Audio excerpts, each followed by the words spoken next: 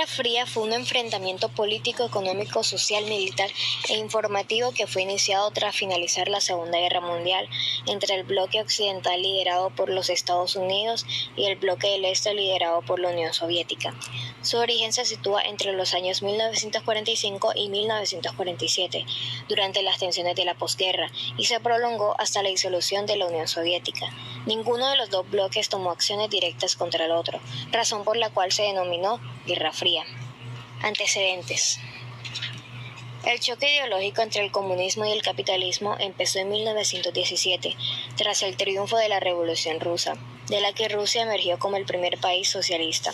Este fue uno de los primeros eventos que provocó erosiones considerables en las relaciones ruso-estadounidenses. La Unión Soviética nació tras la Revolución Rusa de 1917. Los bolcheviques liderados por Lenin desalojaron del poder al zar Nicolás II y sustituyeron la monarquía absolutista rusa por un gobierno controlado por el Partido Comunista.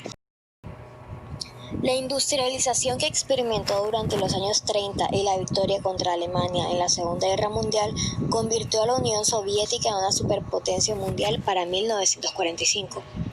Estados Unidos, por su parte, fue un actor clave en las dos guerras mundiales. Intervino en favor de los aliados en ambas contiendas, desequilibrando la balanza y logrando victorias militares decisivas. Sus enormes recursos naturales y su gran población la convirtieron en la otra gran potencia mundial tras la Segunda Guerra Mundial. Su relación. Acabada la guerra, la competencia entre ambos estados no tardó en aparecer. Cada uno tenía un modelo económico contrapuesto que trataron de expandir por el resto de países del planeta. Además, su creciente industria les hacía competir por los recursos naturales, buscando ampliar sus zonas de influencia lo máximo posible. En 1947, tan solo 2 años después de la caída del nazismo, otra guerra parecía inevitable. Paradójicamente, fue el desarrollo de la tecnología militar lo que impidió que estallara un nuevo conflicto. Cuando ambos países se lanzaron en una alocada carrera por fabricar el mayor número posible de bombas atómicas, pronto se hizo evidente que una nueva guerra llevaría a la mutua destrucción. Conferencia de Yalta.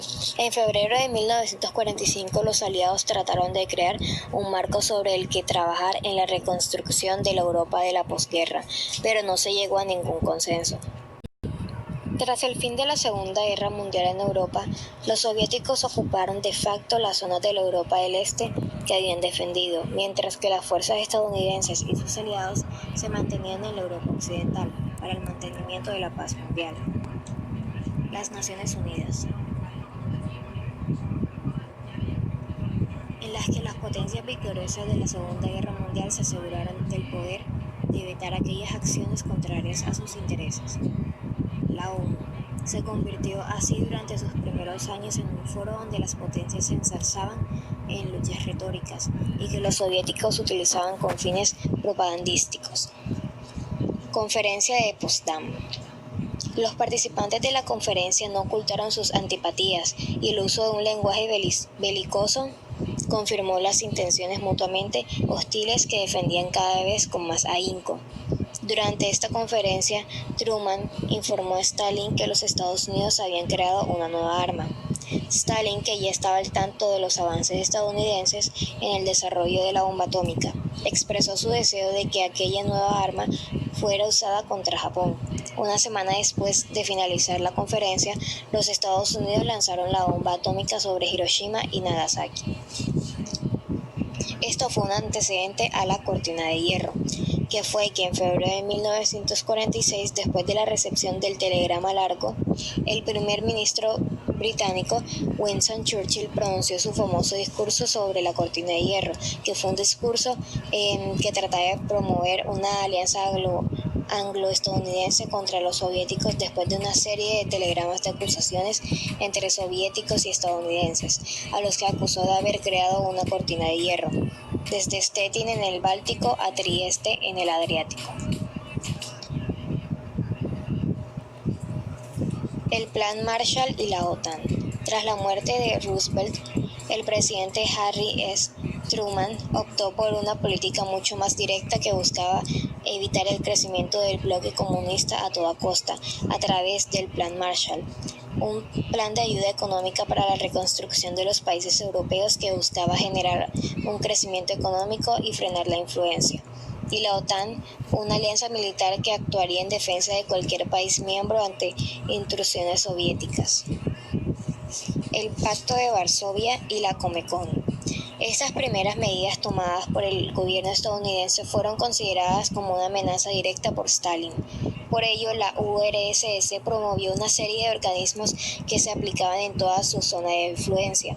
La Cominform establecía la doctrina de ideología comunista como única opción y se aseguraba de salvaguardarla.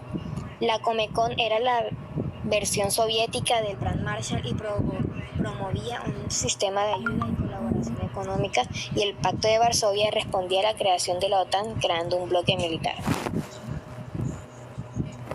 Los presidentes de Estados Unidos y los dirigentes de la URSS. Durante las décadas que duró el conflicto en Estados Unidos se sucedió una serie de presidentes demócratas y republicanos que plantearon sus diferencias con la URSS desde un punto de vista más belicoso o desde la perspectiva de la convivencia pacífica. Y los dirigentes de la URSS contaban con un sistema de partido único, el PCUS, del que se elegía al presidente como cargo vitalicio o hasta su renuncia. Entendido el cargo de dirigente de la URSS como el del presidente de Rusia, los que lideraron el bloque soviético fueron. Ahora vamos a hablar sobre conflictos internacionales que fueron influenciados al 100% por la Guerra Fría. El primer gran conflicto, que fue el puente aéreo. En 1948, ante la decisión de utilizar el marco como nueva moneda para las zonas alemanas controladas por los aliados, la URSS decidió cortar las carreteras occidentales a Berlín y hacer un bloqueo a la ciudad esperando que la asfixia la hiciera caer. Estados Unidos creó un puente aéreo que abasteció su zona y amenazó a la Unión Soviética con la guerra. Aunque el sistema de contención acabaría funcionando, la tensión alcanzó niveles. Desde 1949, el país estaría dividido entre la República Federal de Alemania y la República Democrática Alemana. Y lo mismo ocurriría en Berlín. Después del llamado telón de acero, una división imaginaria que marcaba las dos zonas ideológicas en Europa, la Unión Soviética construyó en 1961 un muro para evitar la salida de ciudadanos hacia el sector capitalista. La división de la ciudad duraría hasta 1990, cuando los propios berlinenses derribaran el muro. La Guerra de Corea. La Guerra de Corea, desde 1948, Corea estaba dividida en dos países que seguían el modelo soviético y el modelo estadounidense respectivamente. El primer ataque se produjo con la invasión norcoreana de su homóloga del sur en 1950 y durante el desarrollo del conflicto llegaría a intervenir tropas estadounidenses, chinas y soviéticas. Se firmó un armisticio, que no una paz, en 1953 cuando la frontera estaba en sus posiciones originales. El conflicto árabe-israelí. La llegada de Iker Eisenhower a la presidencia endureció las medidas contra la revolución soviética e hizo que el número de conflictos aumentara. Los enfrentamientos de Israel estaban llevando a cabo contra los países árabes. Acabaron convirtiéndose en otro intento de ambas potencias por extender y mantener su zona de influencia. El mayor punto de tensión se produjo en 1956 durante la Guerra de Suez, aunque tras ello la participación de ambos bloques se redujo al ámbito logístico y material. La Revolución Cubana. En 1956, el yate Granma llegaba a las costas cubanas cargado de guerrilleros dispuestos a derribar el régimen de Fulgencio Batista, liderado por Fidel Castro y Ernesto Che Guevara. La Revolución Cubana se convirtió en un símbolo de la lucha libertaria y fue muy bien acogida por la opinión pública y la prensa internacional. El acercamiento de Castro a la Unión Soviética y el fallido intento de invasión de Bahía Cochinos provocaron que la isla caribeña virase hacia el socialismo. La crisis de los misiles. En 1962, aprovechando sus nuevas relaciones con Cuba y en respuesta a la instalación de misiles nucleares en Turquía por parte de Estados Unidos, la Unión Soviética colocó misiles de medio alcance en la isla. Al verse directamente amenazados, los gobiernos de Kennedy y Khrushchev iniciaron un tira y afloja que llevó al bloqueo de la isla y mantuvo en vilo al mundo entero. Aunque ambas potencias acabaron retirando sus misiles, pero el riesgo a una guerra nuclear se hizo más palpable que nunca. La carrera espacial. Los momentos más cruentos de la Guerra Fría convirtieron cualquier situación en una auténtica competición entre las dos superpotencias. La exploración espacial se convirtió en un nuevo escenario en el que la Unión Soviética cogió ventaja con el lanzamiento de Sputnik primero, el primer satélite artificial de la historia, en 1957, y el envío y regreso al espacio de Yuri Gagarin en 1961. El otro gran evento en la carrera espacial llegó en 1969, de la mano de Estados Unidos, cuando la NASA consiguió hacer el primer aterrizaje lunar y Neil Armstrong, Buzz Aldrin dejará su huella en la superficie del satélite. Destrucciones masivas. El mundo entero tembló ante la destrucción provocada por la Little Boy y Fat Man en Japón.